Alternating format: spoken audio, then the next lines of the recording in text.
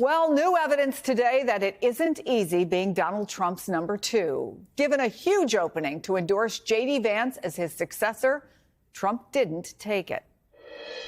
Do you view Vice President J.D. Vance as your successor, the Republican nominee in 2028? No, but he's very capable. I mean, I don't think that I think you have a lot of very capable people.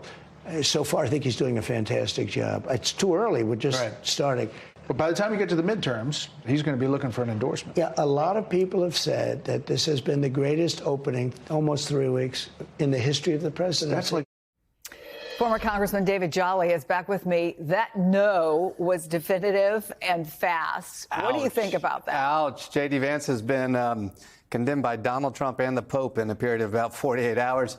Look, I think Donald Trump is a lame duck president. He may have just made J.D. Vance a lame duck vice president. Part of this is Donald Trump is ultimately transactional. So he's not going to just give his endorsement to his vice president if he's not getting something in return.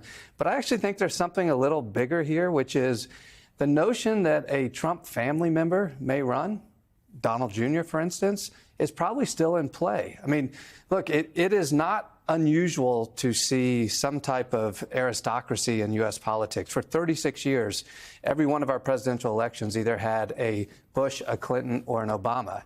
If you throw in Trump, that's 44 years with only 4 names. The notion that some part of lineage of Donald Trump may be running for president is real.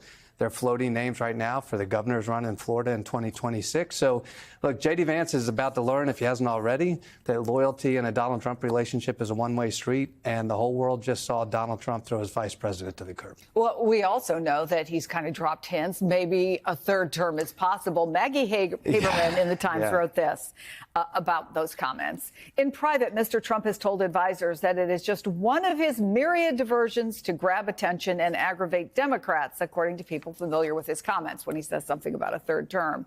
The third term gambit could also serve another purpose, political observers noted, keeping congressional Republicans in line as Mr. Trump pushes a maximalist version of executive authority with the clock ticking on his time in office. Does that sound plausible?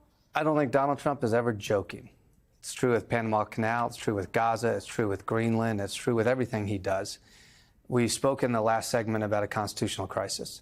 If Donald Trump thinks he will ascend to a third term, we've moved from a constitutional crisis to a constitutional collapse. Truly, get your passports ready.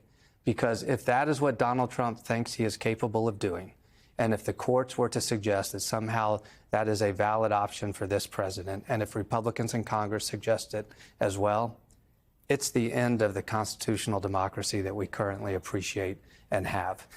I don't think it's a joke that Donald Trump entertains those ideas. I think what he does is he plants the seed, knowing he has a runway, in this case, of about 4 years to build the case, and let's see what happens. That's what he does. He throws out this wild idea, he tries to mainstream it, and then let's see how it develops. It is a constitutional collapse if Donald Trump and the courts and Republicans suggest he's eligible for a third term. Even if he doesn't. Do you think that the Trump name is transferable? Do you think that if he wants to anoint another member of his family, it works that way? Or is the Trump love, the MAGA love, very specific? That's a great question. The MAGA movement is not transferable. We've never seen a case study where it's transferable to another candidate. I think that's what J.D. Vance is about to realize. But is a Trump Jr.? Look, we saw it with the Bushes. We saw it largely with the Clintons, and who knows with Donald Trump. It is not historically anomalous to suggest that there's some transferability within the family. Look, I think there are a lot of dangers to that, but the notion that a Trump Jr. could run instead of a Vance is very real.